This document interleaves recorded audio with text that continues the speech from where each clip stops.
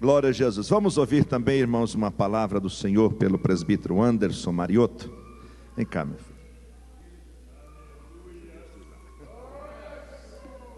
Cumprimento a amada igreja na paz do Senhor, amém?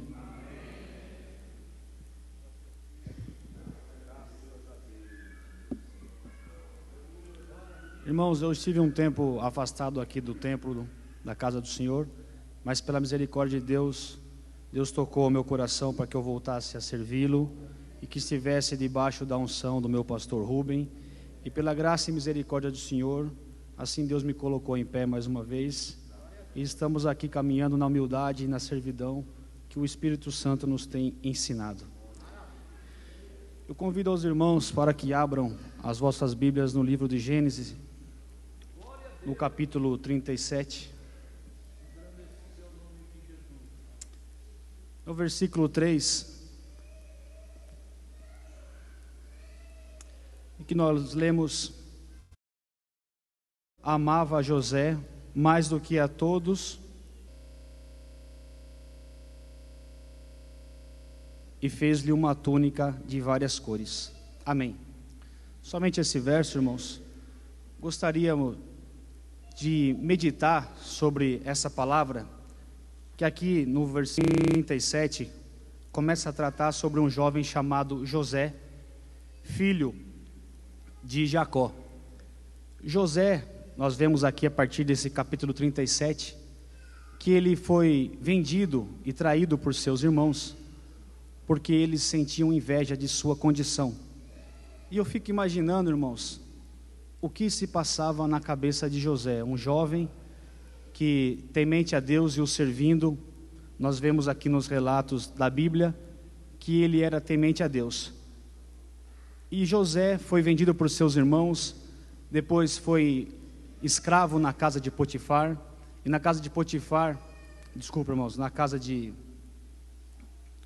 Potifar, ele foi assediado pela mulher dele, a qual mentiu, dizendo que ele teria tentado agarrá-la. E aqui nós vemos que ele passou por diversas dificuldades, e fico imaginando o que Deus tratava com ele, e o que ele imaginava que o Senhor estivesse tratando com ele, para que ele continuasse firme nos caminhos do Senhor. E aqui nós vemos no Gênesis capítulo 45, versículos 7 e 8, que assim diz: pelo que Deus me enviou diante de vós, para conservar vossa sucessão na terra, e para guardar-vos em vida por um grande livramento.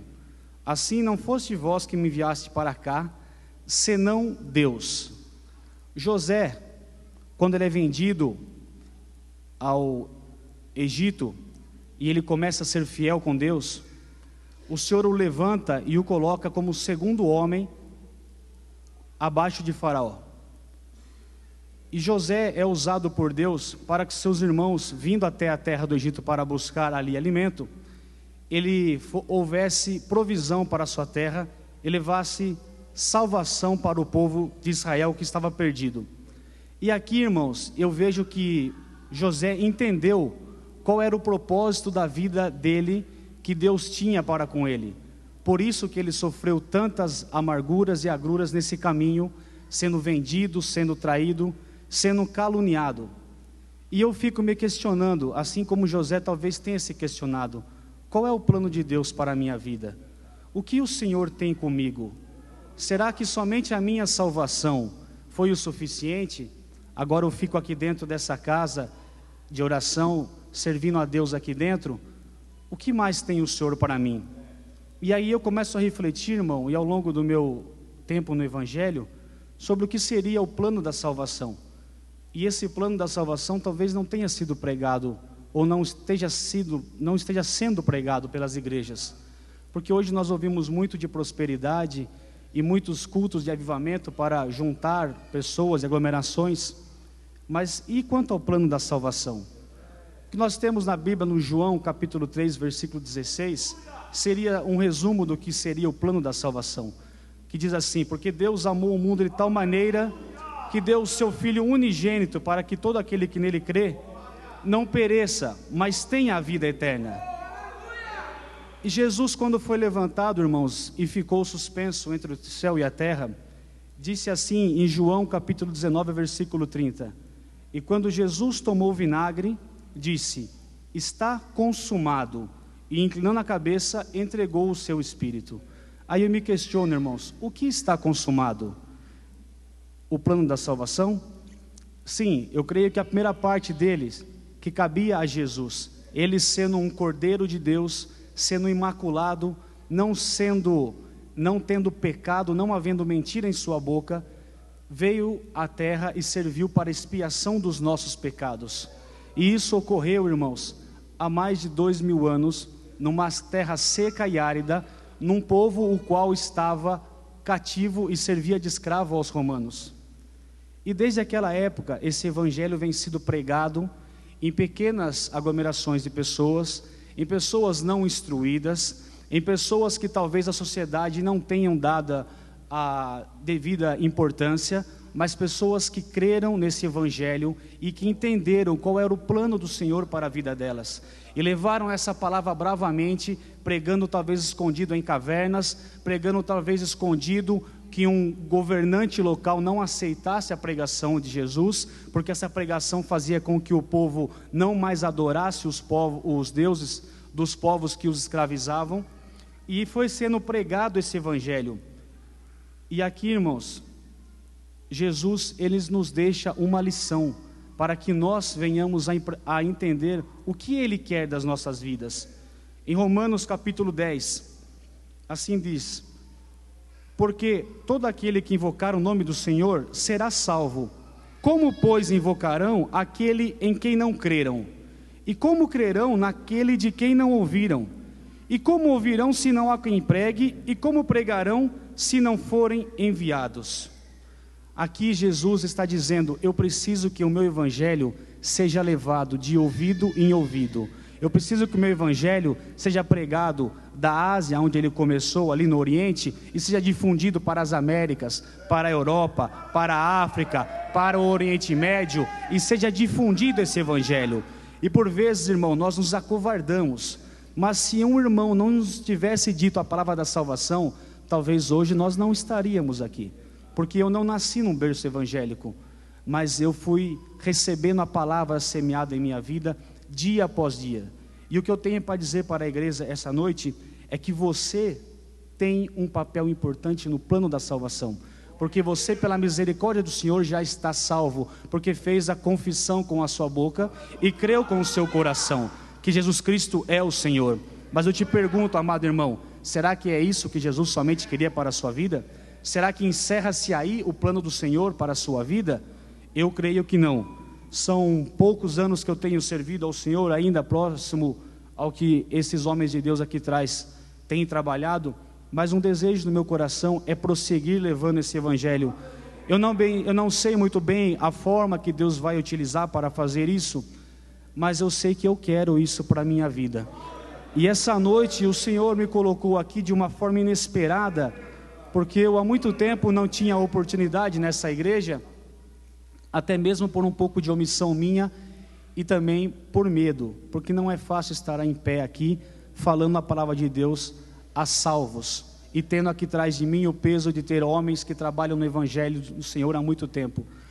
Alguns já me conhecem, sabem que eu venho de uma carreira militar e já estive em algumas oportunidades de frente a algumas plateias de pessoas da classe alta, de pessoas instruídas, de pessoas que talvez dominassem o assunto que eu estivesse falando. Mas, irmãos, aqui, quando a gente sobe aqui e fala para o povo de Deus, parece que é diferente. Ao mesmo tempo que nós sentimos um temor, um medo, uma insegurança, parece que o Senhor está lá de cima contemplando e falando: agora você está entendendo o meu propósito para a sua vida. Agora você está começando a entender o que eu quero tratar com você. E essa noite o Senhor, eu creio que tem se alegrado com a minha vida. E eu, sinceramente, irmãos, estou emocionado. O que nos diz o Senhor acerca do seu amor? Em 1 João diz assim: nós o amamos a Ele porque Ele nos amou primeiro. Tenha essa certeza, você não está aqui porque você é o mais bonito da sua casa, porque você é o mais formoso, porque você é o mais inteligente. Não, Deus te escolheu. E talvez as pessoas no mundo não entendam isso, como foi com José. Ele tinha algo de diferente, que o seu pai o amava, e as pessoas ao redor dele sentiam inveja disso. Talvez isso ocorra com você, talvez as pessoas tenham inveja de você, mas fique em paz. As situações que vão ocorrer em sua vida serão para que a glória do Senhor se manifeste. Em Romanos diz que todas as coisas cooperam juntamente para o bem daqueles que amam a Deus e foram chamados para o seu propósito. E aí eu pergunto, será que você ama a Deus? Porque Ele ama você, Ele te amou primeiro. Você pode dizer, eu amo a Deus, mas de que forma você tem demonstrado isso? Veja o que nos diz a palavra do Senhor, em João capítulo 14, versículo 21. Aquele que tem os meus mandamentos e os guarda, esse é o que me ama. E aquele que me ama será amado de meu Pai, e eu o amarei e me manifestarei a ele. Aqui o Senhor nos instrui acerca de como demonstrar esse amor a Ele. Nós temos que guardar os seus mandamentos. Nós temos no Velho Testamento 10 mandamentos reportados ali na lei mosaica, escritas na tábua por homem sob a mão de Deus. No entanto, quando Jesus veio na sua primeira vinda, Ele disse, um novo mandamento vos dou, que amai a Deus acima de todas as coisas e amai ao seu próximo como a si mesmo. No entanto, Jesus, antes de ascender aos céus, deixou ainda um último mandamento para que se fosse cumprido. Assim diz em Mateus 28, 19 e 20. Portanto, ide, ensinai todas as nações, batizando-os em nome do Pai, do Filho e do Espírito Santo, ensinando-os a guardar todas as coisas que eu vos tenho mandado, e eis que estou convosco todos os dias até a consumação dos séculos. Esse é o mandamento, irmão, que o Senhor Jesus deixou para dizer aos seus discípulos antes de ascender aos céus. Era o último mandamento. Eles ainda estavam sendo preparados para receber essa última instrução. E essa última instrução é o que não se tem mais visto nas pregações dentro das igrejas. As pessoas não estão mais preocupadas em preparar o membro da igreja ou o cristão que ali está para que ele leve essa palavra de salvação. O que se vê são palavras que levam as pessoas a sentir uma euforia e uma vibração que às vezes nem tem muita espiritualidade naquilo. É uma palestra motivacional que prepara as pessoas para enfrentar o trabalho do dia a dia. Isso daí nós não precisamos estar na igreja. Nós temos vários profissionais da área de treinamento que podem fazer isso daí, porque a palavra de Deus, ela é a palavra que exorta, ensina e depois consola. Se você não sentiu isso na palavra que alguém estiver pregando para você, tenha certeza que o Espírito Santo provavelmente não esteja naquela mensagem. E aqui nós vemos, irmão, uma palavra que nós temos, que nos foi revelada, que nós somos embaixadores de Cristo. E aí eu pergunto para você, o que é embaixador? Pesquisando essa palavra, até foi pregado aqui na sexta-feira pelo pastor, embaixador seria a graduação mais elevada de um representante de um governo. Então o Senhor, Ele já nos instruiu sobre qual é a nossa função nessa terra. O pastor disse sexta-feira, nós somos sal da terra e luz do mundo. Portanto, irmãos, nós temos uma função aqui, de pregar aquele plano da salvação, que foi realizado e foi cumprido por Jesus, há 2000 anos atrás, quando Ele se ofereceu, por amor de nós, como Cordeiro verdadeiro. E talvez você, na sua pequenez, assim como eu, não se sinta capacitado para falar sobre o Evangelho de Cristo, porque nós mesmos temos uma condição nossa, de sempre duvidar da nossa capacidade. Mas eu quero relembrar vocês de algumas passagens na Bíblia, que me fez refletir sobre isso daí, e me tem encorajado a prosseguir. Eu gostaria de falar do primeiro mártir, que foi Estevão, ali em Atos dos Apóstolos, capítulo 7, versículo 58, quando ele foi expulso da cidade e foi apedrejado, por pregar um evangelho de amor e paz. E assim diz a palavra: e as testemunhas depuseram as suas capas aos pés de um jovem chamado Saulo. Portanto, veja aqui que a morte de Estevão tinha um intuito, tinha um plano que Deus preparou com aquele ato para que houvesse o cumprimento de uma parte da obra de Deus. Para quem não sabe, Saulo, que aqui diz que estava aos pés das testemunhas quando jogaram a capa de Estevão, é o mesmo Paulo que se converteu no caminho de Damasco. E veja o que diz o Senhor sobre Saulo em Atos dos Apóstolos, capítulo 9, versículo 15. Disse-lhe, porém, o Senhor, ele dizendo acerca de Paulo: vai, porque este é para mim um vaso escolhido, para levar o meu nome diante dos gentios e dos reis e dos filhos de Israel. Porque a palavra, os discípulos achavam que era somente para o povo hebreu, que aquela palavra só poderia ser pregada ao povo hebreu. No entanto, Deus precisava dizer para eles, fala: olha, essa palavra é para todo aquele que nele crê, não importa se ele é hebreu ou não. E nós aqui não somos hebreus, irmãos, nós somos brasileiros, e a palavra chegou a nós, através de quem? Através de um apóstolo chamado Paulo. E Paulo somente se converteu, irmãos, porque ele viu a fé de um apóstolo chamado Estevão, que morreu por amor a um evangelho, apedrejado e humilhado. E Saulo, quando presenciou a morte de Estevão, ele ainda era um fariseu, ele ainda era um doutor da lei, ele perseguia aqueles que pregavam o evangelho. Mas eu fico imaginando, isso não está na Bíblia, o que passou na mente de Saulo quando ele viu uma pessoa, escravo, pregando acerca de um que já havia morrido, que não tinha chance ali fisicamente de salvá-lo, mas que morreu pela sua fé. E eu creio que foi o testemunho de Estevão que fez com que Saulo se convertesse a Paulo e pregasse o evangelho da salvação, que alcançou toda a Grécia e foi difundido depois para as Américas. É esse o mistério que Deus tem na sua vida. Talvez você não se sinta capacitado a pregar o evangelho na sua família, no seu meio de trabalho, porque você pensa que você é um mero funcionário, uma pessoa que talvez não seja abastada financeiramente, e você pode pensar: será que eles vão acreditar nessa palavra? Eu acho que o evangelho é só para as pessoas humildes, para as pessoas que estão necessitadas. Mas não, irmãos, é muito fácil a gente falar para uma pessoa que é pobre, falar: ó, Jesus te ama, Jesus tem um plano na sua vida. Eu quero ver você ter coragem de chegar para o seu patrão, que anda num carro zero, e falar para ele, fala: Jesus te ama, o Senhor diz, é tempo de consertar os teus caminhos e arrepender-vos dos seus pecados, porque chegou o tempo da salvação. O evangelho tem que ser pregado a todos, irmãos, e é na nossa capacidade que já nos foi dada que nós temos que pregar o evangelho.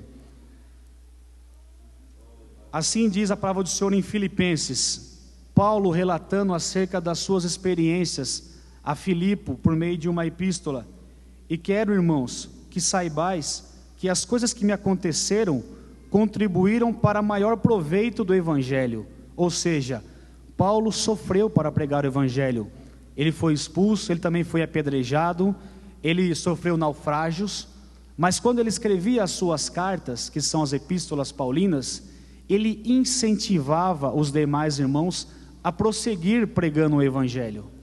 E é isso, irmãos, que nós temos que nos espelhar em Paulo e ver essas pessoas que estão aqui em pé, esses profetas, esses homens de Deus que vêm trazido o nome das Assembleias de Deus ao longo desses 100 anos no Brasil, que tem desbravado, porque hoje você vai numa igreja, em qualquer bairro você encontra, mas há 100 anos atrás, irmãos, você não tinha igreja evangélica no Brasil, você somente tinha igreja católica trazida pelos portugueses.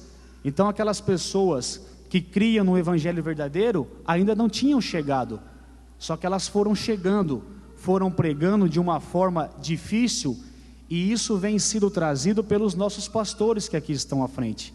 E a família do pastor Rubem, para aqueles que ainda não sabem, é uma família que tem mais de 50 anos dentro do evangelho, eu acredito que seja até mais, desde o seu avô, do seu pai, do pastor Rubem e agora prosseguindo para as demais gerações. Então entenda, irmão, que quando você está criticando um ato de um pastor, você está criticando uma família que se empenhou em pregar esse evangelho, reproduzir esse evangelho ao longo de mais de 4 gerações, que vem cumprindo o mandamento de Jesus, que é pregai aos gentios e levai essa palavra, ainda que seja difícil, porque aqui a Bíblia, irmãos, em nenhum momento ela fala que essas pessoas que pregaram o evangelho, que elas foram recebidas com tapetes vermelhos, que elas foram recebidas com portas abertas. Pelo contrário, eles saíram muitas vezes escorraçados de algumas cidades, saíram apedrejados. E não pense você que você levando esse evangelho vai ser diferente, mas fique em paz, porque todas as coisas têm um propósito no plano de Deus. Aquela semente que você lançou, aquilo que você falou no seu trabalho, na sua família, embora pareça que não está surtindo efeito, irmão, a palavra de Deus jamais volta vazia. A palavra de Deus nos diz assim, vai semeando, vai andando e vai semeando, não se importa aonde cair a semente, porque a semente ela tem uma característica que chama-se vida latente. Ela não morre, ela permanece ali num estado quase que sem produzir efeitos. No entanto, no seu tempo certo, ela produz o efeito. E assim é a palavra de Deus. Eu me converti aos 25 anos de idade, mas eu tenho ouvido a palavra de Deus desde que eu era criança. Eu era levado à escola dominical, alguns cultos de várias denominações, e aquilo sempre ficou na minha mente, eu jamais esqueci. E no tempo certo o Senhor me colocou numa prova, num caminho estreito, onde eu vi que realmente não há outro caminho senão seguir a Jesus. É Ele quem alivia os nossos fardos. E para finalizar, irmão, para encorajar os irmãos a prosseguir nessa fé, eu gostaria de que vocês refletissem acerca de um texto que está em 2 Reis, capítulo 5, versículo 3, que diz acerca do general Naamã, que foi um chefe de exército da Síria, que foi acometido de lepra. E ele ali, eu creio que sendo general, uma alta patente da Síria, que era, na época, um dos maiores povos, possivelmente ele fosse muito abastado, muito rico, porém foi acometido de lepra, e não havia, à época, tratamento, nem remédio para conter aquele avanço daquela doença que putrefava toda a carne. No entanto, irmãos, havia uma serva de Deus que trabalhava na casa de Naamã, e ela, irmãos, o pastor já disse aqui atrás, era uma menina, era uma mulher. E para quem não sabe, a mulher, nessa época, a sua palavra não tinha peso, ela era a última a falar. E além de ser mulher, irmãos, ela era criança. Qual crédito você dá para a palavra de uma criança? E além de ser criança, irmãos, ela era escrava. No entanto, veja o que ela fala para Naamã: tomara que o meu senhor estivesse diante do profeta que está em Samaria, ele o restauraria da lepra. Aqui ela está dizendo acerca de Eliseu, irmão. Eu não quero entrar no mérito aqui sobre o profeta Eliseu, mas eu quero dizer da fé que essa criança tinha. Essa criança que era escrava, ela disse para um general do exército da Síria: eu queria que o meu senhor estivesse diante do profeta da minha terra, porque ele ia curar essa doença.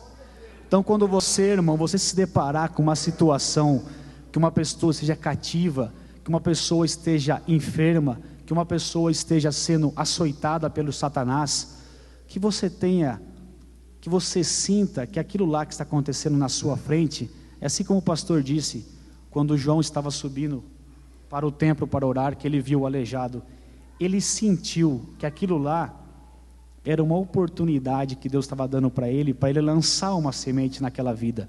Só que você tem que ter ousadia na palavra, e para lançar a palavra, para lançar a semente, você tem que estar cheio. E aqui entra o segundo mistério, que é você se alimentar aqui na igreja, para você matar a fome do povo lá fora.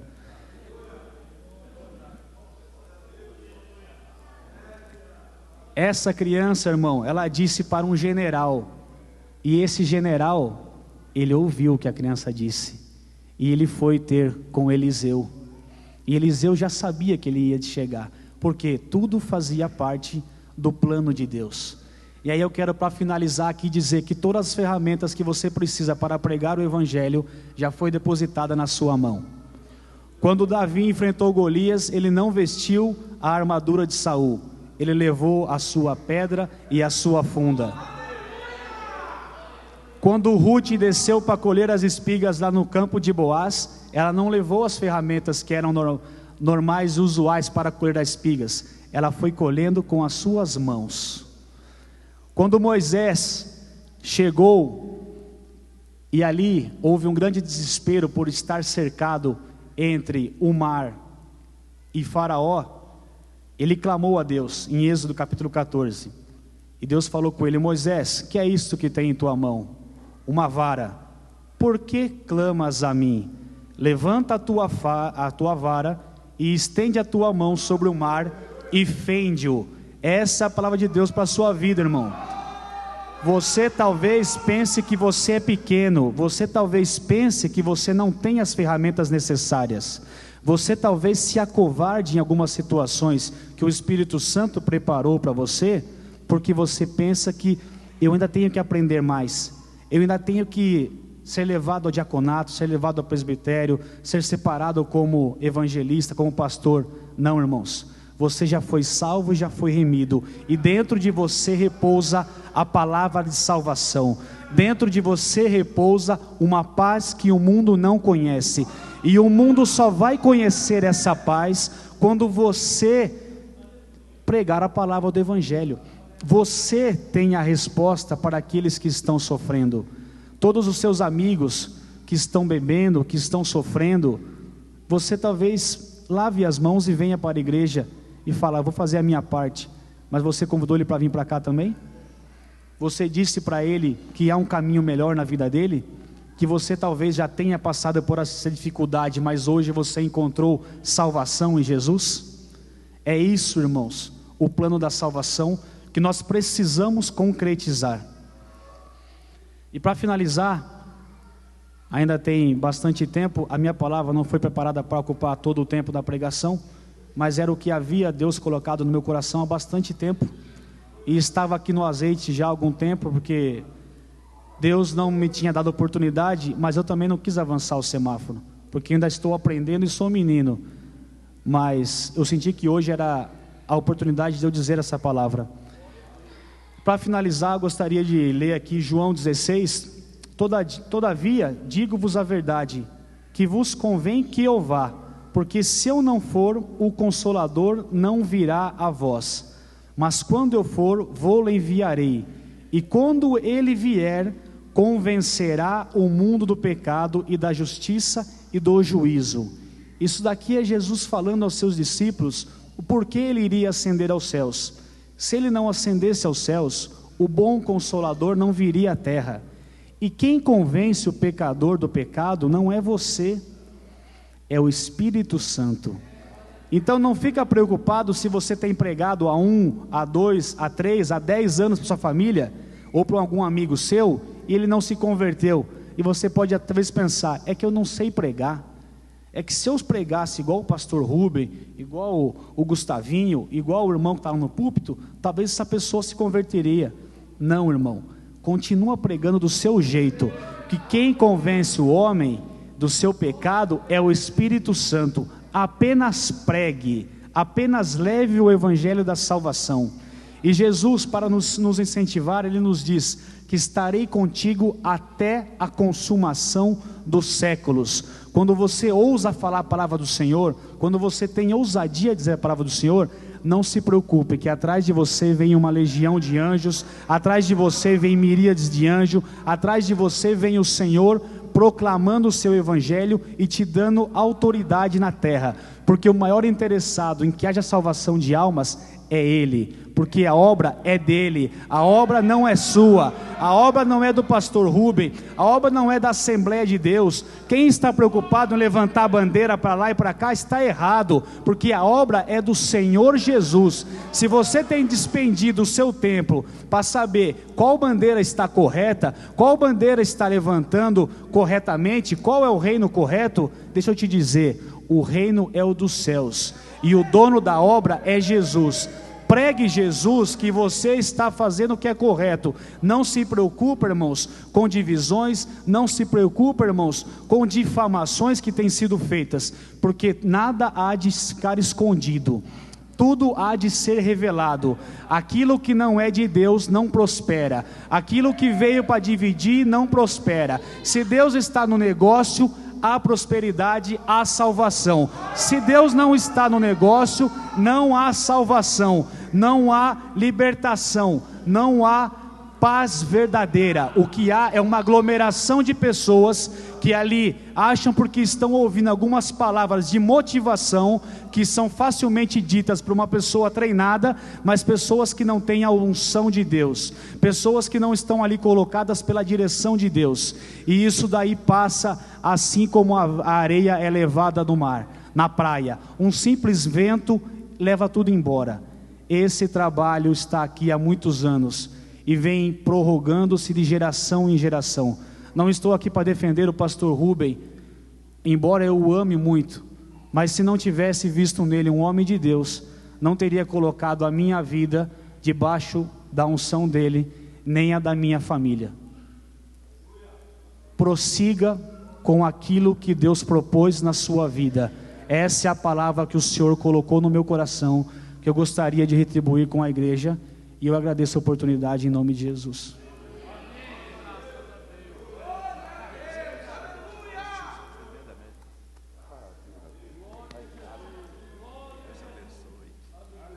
Irmãos, Deus falou conosco aqui fortemente.